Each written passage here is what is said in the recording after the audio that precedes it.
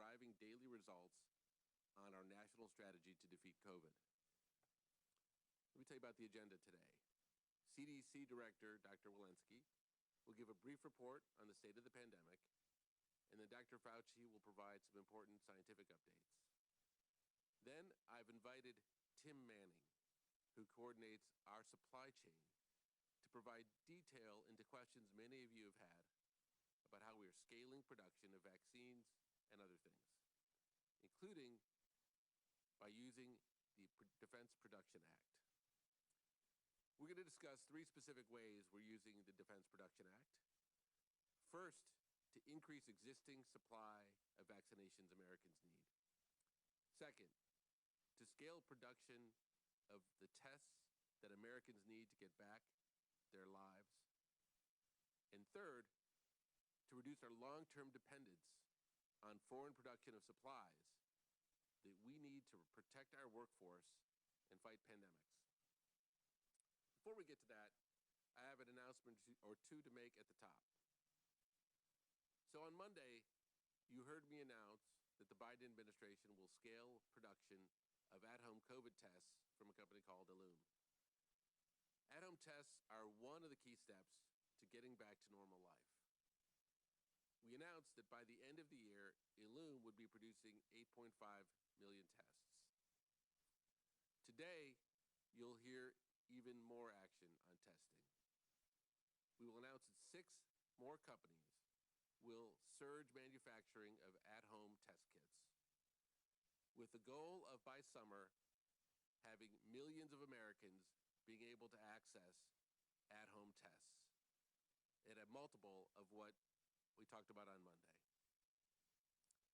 It won't be easy, and it is not happening overnight, but today's announcement represents another step on the long journey back to normal life. In addition, I want to announce that the Secretary of Defense, Lloyd Austin, has approved FEMA's request to augment and expedite vaccinations across the country. He's ordered the first contingent of more than 1,000 active duty military personnel to support state vaccination sites. Part of this group will start to arrive in California within the next 10 days to begin operations there around February 15th, with additional vaccination missions soon to follow. The military's critical role in supporting sites will help vaccinate thousands of people per day and ensure that every American who wants a vaccine will receive one. I know DoD will be providing a briefing this afternoon with more details, but I want to make sure you are aware of this important development in our whole of government response. With that, I will turn it over to Dr. Walensky. Thank you very much. I'm glad to be back with you today. Let's start with a snapshot of the pandemic. The United States continues to see a decrease in COVID-19 cases since its peak on January 8th. The number of new cases on February 3rd, approximately 121,000, represents a 61% decrease since the peak on January 8th. Similarly, the number of new hospital admissions reported on February 2nd, approximately 10,500, was down nearly 42% since the hospitalization peak of 18,000 reported on January 5th. On Wednesday, I noted the pace of deaths appears to be slowing and that we anticipated deaths would start to decrease in the coming weeks. Early data suggests now we're starting to see this decrease, with the 7-day average number of deaths declining 6.7% to slightly more than 3,000 deaths per day from January 28th through February 3rd. While we watch these data closely to see if these will be a confirmed trend, prior data do suggest that peaks in deaths usually trail the peaks in cases by somewhere between 9 and 20 days. However, we also may see variation in the daily numbers for different reasons, including reporting delays. As such, we will know better if this trend becomes a stable downward slope over the next week. While the data are moving in the right direction, context is important because cases, hospital admissions, and deaths all remain high and well above the levels that we saw in the summer and early fall. In order to keep these trends moving in the right trajectory, we must continue to wear masks, continue to social distance, avoid travel and crowds, and get vaccinated when it is your turn. And I want to underscore the importance of mask wearing.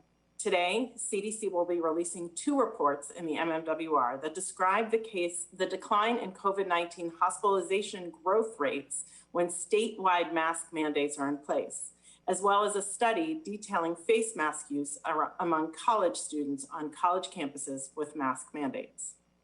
Finally, I want to highlight another dimension of the COVID-19 pandemic on society, specifically the impact on mental health and substance abuse.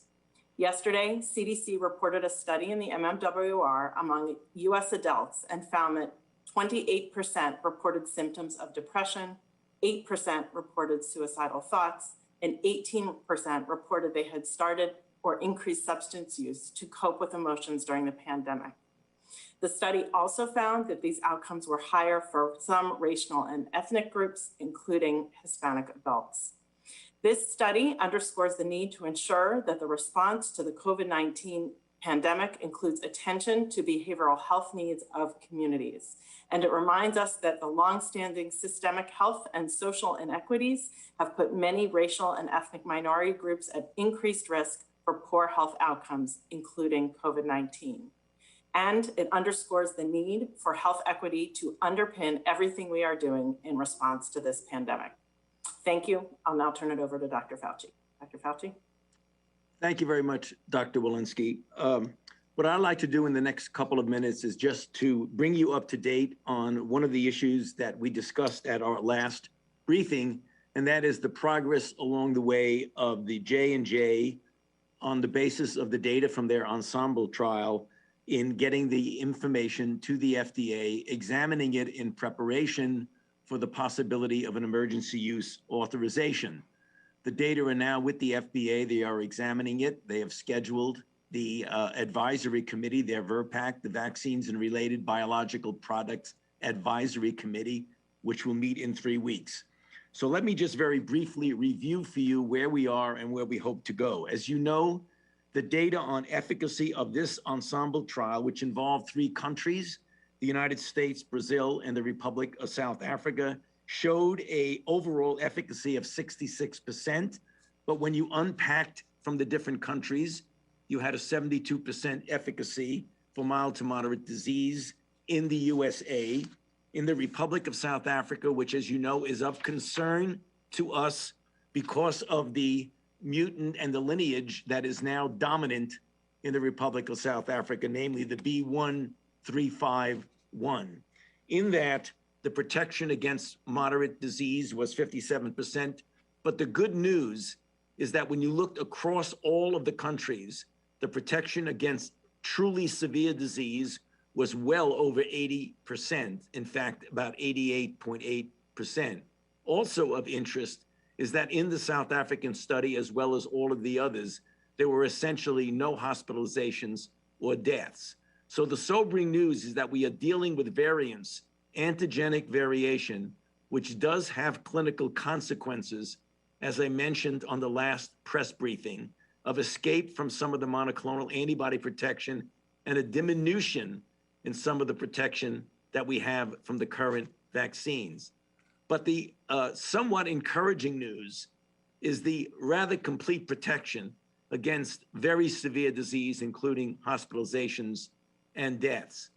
Now, when you look at what's going on in our own country, clearly, as the days and the weeks go by, you see, as predicted, an increase in the prevalence of the UK variant, the B.1.1.7 in the United States, which, as you well know, has been shown by the Brits to have an increase in efficiency of transmissibility, as well as a recent paper showing that there was some increase in pathogenesis leading to severe disease.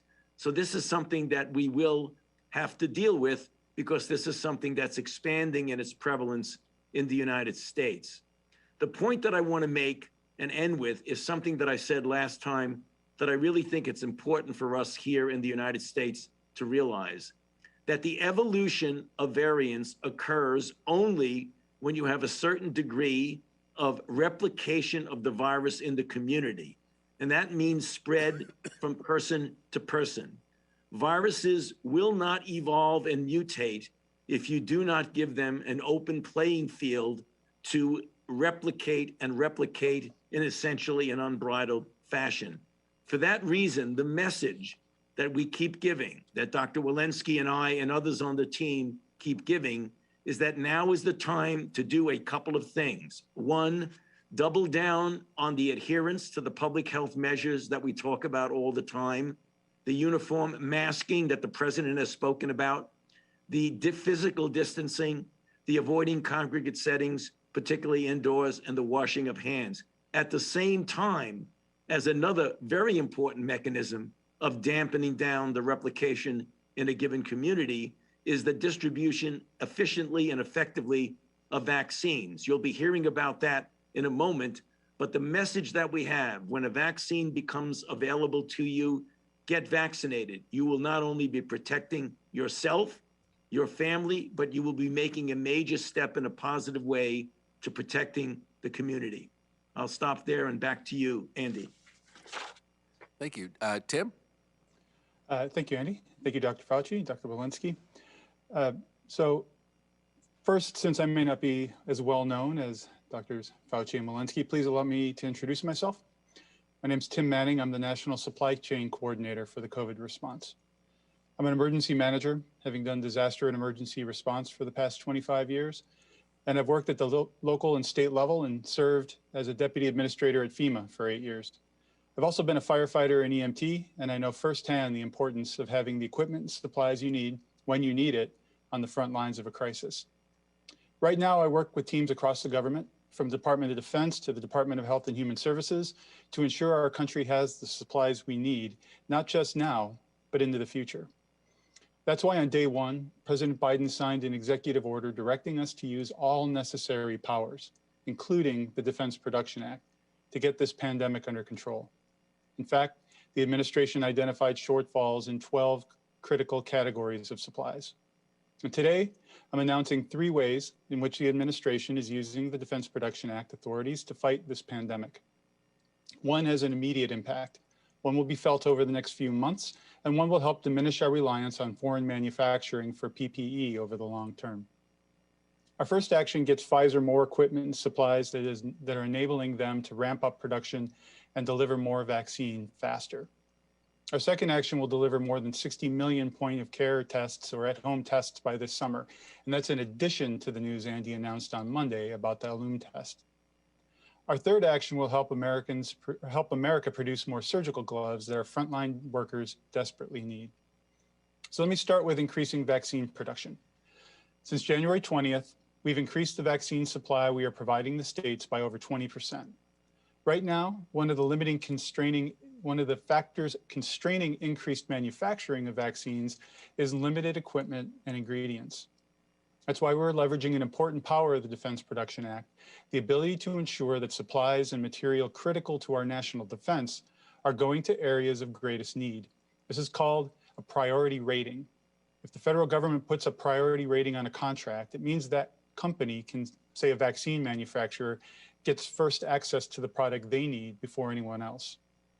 Today, we're announcing we're expanding the priority ratings for Pfizer to include filling pumps and tangential flow filtration skid units, critical components Pfizer needs to manufacture the COVID vaccine. It's actions like these that will allow Pfizer to ramp up production and hit their targets of delivering hundreds of millions of doses over the coming months. We told you that when we heard of a bottleneck on needed equipment, supplies, or technology related to vaccine supply, that we would step in and help, and we are doing just that. Second, we're using the DPA to increase our supply of at-home COVID tests. The country's well behind where we need to be in testing, particularly the rapid at-home tests that will allow us all to get back to normal activities like work and school. Earlier this week, we announced investments to bring the first non-prescription at-home COVID test to Americans. And I'm pleased today to announce that over the coming weeks, the US government has plans to invest in another 6 suppliers to rapidly surge domestic testing capability. And thanks to this action, 61 million point-of-care or at-home tests will be available by the end of this summer. To do this, we'll help industry partners construct new plants and build new production lines here in the United States, bringing critical capacity to the fight and reducing our vulnerabilities to disruptions in the supply chain. And third, we're very focused on procuring the personal protective equipment, or PPE, to keep America's frontline healthcare workers safe. There's a grave need for masks, shields, and gloves, and we currently aren't producing these at the rate we need in order to keep up with demand. We're already working to increase the availability of N95 masks to frontline workers, but another critical area of concern we hear over and over is surgical gloves. Right now, we just don't have enough gloves. We're nearly 100% reliant on overseas manufacturers to export to us, our country's surgical gloves that protect healthcare workers. And that's unacceptable, and we're using all of our authorities to fix it. Over the past 2 weeks, we've pushed forward an effort to expand domestic manufacturing of surgical gloves. And I'm pleased to announce that we will build plants to make the raw materials, the nitrile-butyl rubber, for surgical gloves here in the United States, and we'll help build factories to make those gloves right here in the US as well. And by the end of the year, we'll produce more than 1 billion nitrile gloves a month right here in America. We'll now make enough to satisfy half of all the US healthcare community demands right here on US shores. These are just 3 examples of how we're using the DPA strategically and effectively in our national response, and there's more to come. I know there's a great deal of interest in exactly where and with whom we're contracting. For reasons of procurement law, I'm not able to disclose the ongoing contract negotiations until they're finalized. Efficient contracts take 4 to 5 weeks to finalize, and we're about halfway through. So over the next few weeks, I expect we'll have more announcements about the ways we're using the DPA and other tools to combat the virus. Now, I want to end by encouraging Congress to act, because some of our additional plans to use DPA, including adding more domestic genomic sequencing, allowing us to track variants and see new ones, or ramp up molecular tests, require funding. Congress could help this effort greatly by passing the American Rescue Plan. And with that, I'll turn it back over to Andy. Thank you, Tim. So why don't we go to some questions? All right, thank you, everybody. First, we're going to go to Peter Sullivan at The Hill. Hey, thanks. I wanted to ask on rapid testing. I hear the announcements you're making. Some people have pointed to the FDA as sort of a bottleneck on the rapid testing and say, you know, they're not authorizing. They're maybe taking too conservative a view of accuracy, comparing it to PCR, and not kind of authorizing simple rapid tests that can be, you know, millions per day, maybe even more plentiful than what you're talking about. So I wonder, I mean, is there any consideration of either creating a new approval pathway at the FDA or taking more steps to kind of authorize even more plentiful rapid tests? Yeah, thank you, Peter. Look, we understand that everybody who has something submitted to the FDA wants their product approved. And, you know, I would only observe, having been around the FDA for quite some time, that when they go fast, people criticize them. When they go slow, people criticize them. And I think we should be delighted with the announcement today, which I think is a counterfactual to the question. Having 60 million more at-home tests available over the course of the summer is exactly what the country needs. I think it will change things pretty significantly. So I'm very excited about this announcement, and I think many Americans hopefully will be as well.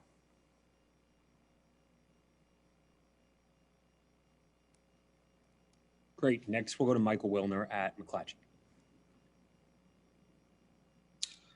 Thanks for doing this. 2 questions from me. First, the Pentagon just announced it approved 1,110 active duty service members to support 5 FEMA vaccination centers.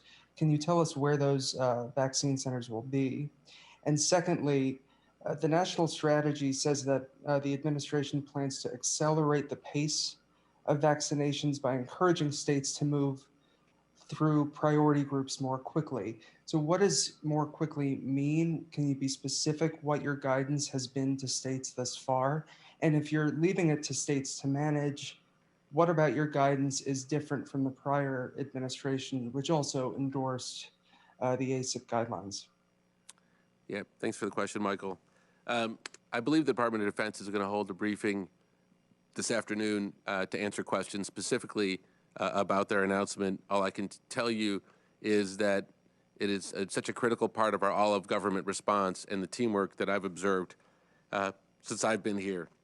I think with regard to increasing the pace of vaccinations and moving through priority groups, let me just first start by saying all of us, and starting from the president, recognize that Americans are eager to get vaccinated and that we should have, we want to get that done as hastily and as safely and as equitably as possible.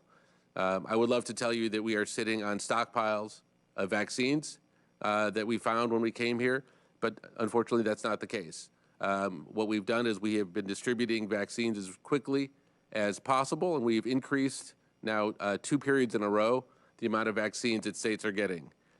I can assure you we are in constant conversation about an end-to-end last-mile approach to getting vaccines in people's arms, and that is, I think, taking improving the state's ability to get those vaccines in arms more quickly. As one data point, as I pointed out earlier in the week, when we got here on January 20th, about 46% of the supply delivered to states had been administered, and that number is now over 60%.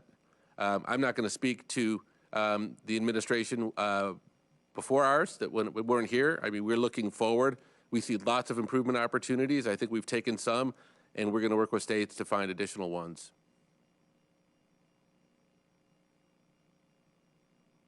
Next question. Great, thanks. Next, we will go to Sarah Murray at CNN. Hi, thank you guys for doing this. I appreciate it. My first question is for Dr. Walensky. I just wanted to follow up on some of her comments about teachers. We're wondering why it would be safe for teachers to return to the classroom if they have not been vaccinated, and whether that is considered the CDC's official guidance at this point that teachers can go back into the classroom even if they have not been vaccinated. And secondly, I'm just wondering what steps the administration is considering to try to ramp up production of the J&J vaccine, assuming it does get an EUA, since our understanding is the supply will be relatively limited in the beginning. Dr. Walensky? Sure, happy to answer that. I want to just emphasize that our goal is to get children back to school. Schools should be the last places closed and the first places opened. Our goal is to make sure in getting children back to school that we do so both with the safety of the children and the safety of the teachers as utmost and critical in making sure that that happens. Among the things that we need to do to make sure that schools are safe is to make sure that the community spread of this disease is down. And that means it's all of our responsibility to work to get our children back to school safely and our teachers back to school safely. We are actively working on the guidance, the official guidance, which will be released in the week ahead. With regard to your second question on Johnson & Johnson, you're correct that as is the case with other vaccines, we have not found that the level of manufacturing allows us to have as much vaccine as we think we need coming out of the gate. And without giving you a direct answer to your question for reasons that I hope are obvious, every option is on the table to figure out how to accelerate manufacturing in the event that the FDA does approve the Johnson & Johnson vaccine. Next question. Next, we'll go to Chris Majurian at Los Angeles Times. Hello. Wanted to see if this is the first official use of the Defense Production Act to speed the production of the vaccines, and wanted to see if this use of the DPA is going to increase the pace of vaccine production ahead of what was previously announced, or just ensure that production meets the targets that were previously announced. Tim, do you want to take the first, and you're welcome to take the second, or I can take the second if you'd like. Sure, thanks, Andy. This amounts to the first sequence of actions in the Defense Production Act that we've taken under the Biden administration over the last couple of weeks. There have been DPA ratings. I think people probably familiar with in the last days of the Trump administration, there was some limited use of the Defense Production Act on the Pfizer vaccine, but there have been DPA ratings placed previously over the course of the last year in the manufacturing of the vaccines by the previous team as well. And as far as the second question, I'll defer back over to Andy. Yep. So I think that the use of the Defense Production Act that Tim outlined is what is allowing one of the things I should say that's allowing Pfizer to meet the targets, and I think you may be aware that last week they announced an acceleration of their targets of when they'll be able to deliver vaccines. And I think our partnership with them is one of those reasons. I'm not going to say it's the entire reason, but it's certainly a critical factor. Next question. All right, and last question, we'll go to Tommy Christopher at Mediaite. Hi, can you hear me? Yes. All right, thank you. My question is for Dr. Fauci principally, but really for any of you. First, I had two questions. My first was, can you tell me how frequently you on the team are in contact with President Biden and Vice President Harris, and how responsible do you think they've been to your policy recommendations? And my second question was, are you looking for, or have you seen any evidence of the impact of President Biden's mask orders? So, Dr. Fauci, I would never dream of taking a question that was intended for you. Thank you, Andy. Yes, the interaction with the president is frequent. I mean, we've only been at this now, for just a couple of weeks, and I've already had three interactions with the president in a direct briefing situation, either virtually or twice at the White House, once in the state dining room and once in the Oval Office just last week. So he is very, very much involved, literally on a daily basis, obviously, because you have Jeff Zients briefing him continually. But personally, as a member of the team, together with Dr. Walensky and others on the team, we have seen him at least once a week and maybe a little bit more. Yep. And I think that was this week, I think you're referring to as well, not last week. Still Friday, believe it or not. And on that note, I think, was there another part to your question that we didn't answer? Yes, I was asking, can you hear me still? Yes. All right, sorry. Yeah, I was asking if you are looking for or have you seen any evidence of the effects of President Biden's mask orders? So I'm going to ask Rochelle Dr. Walensky, if you've seen any data that's emerged on increases in mask use recently. Thank you for that question. I think it's probably too early to reflect on what is happening with the mask order now, because it'll be, we have a lot of things that have happened sort of at the same time. First, it is the case that cases are coming down, and I do think the mask order is helping in protect people and having those cases coming down. But all of what is also happening is that, we are coming off of the case bump from the holidays. And so a lot of things are happening at once. We are going to be watching the mask data very carefully. As I mentioned earlier, the MMWR that will be coming out today did demonstrate in 10 states that when mask orders were in place, that after 3 weeks, hospital growth rates went down. So I think it's probably still a bit too early to tell, but I'm encouraged with the decrease in case rates right now. Thank you, Dr. Walensky. Okay, well, thank you all for attending this briefing and our other briefings this week. We think it was a productive week here. The team is working incredibly hard, and we are very cognizant of the fact that the public is eager to get their vaccinations and eager to move beyond this pandemic. And I want to thank everybody on the government side and in the private sector who has been demonstrating all the teamwork we need to get this done and move past it. So thank you, and we'll talk to you again next week.